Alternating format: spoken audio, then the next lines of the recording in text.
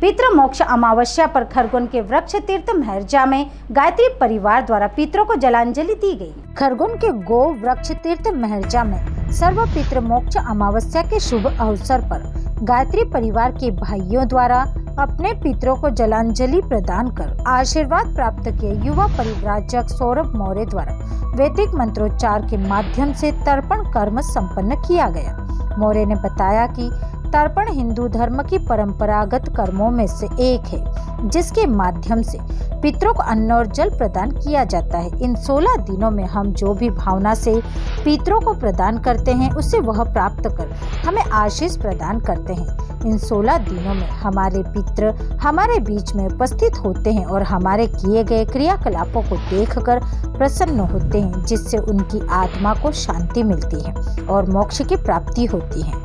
इस अवसर पर मुख्य प्रबंध ट्रस्टी लक्ष्मण पटेल, सहायक प्रबंध ट्रस्ट संतोष पाटीदार, ट्रस्टी योगेश पाटीदार, शक्तिपीठ देवालय व्यवस्था प्रमुख अनिल गुप्ता, नंद किशोर गुप्ता, मोहन कुशवाहा, संजय बिश्नोले, श्याम सोनी, आनंद बघेल, जिला समन्वयक जोगीलाल मुजालदे, बीएस मंडलोई के साथ ही लगभग 100 परिजनों ने कार्यक्रम में भागीदारी कर अपने पितरों को श्रद्धापूर्वक तर्पण कर विदाई दी। Bureau report, Khargone.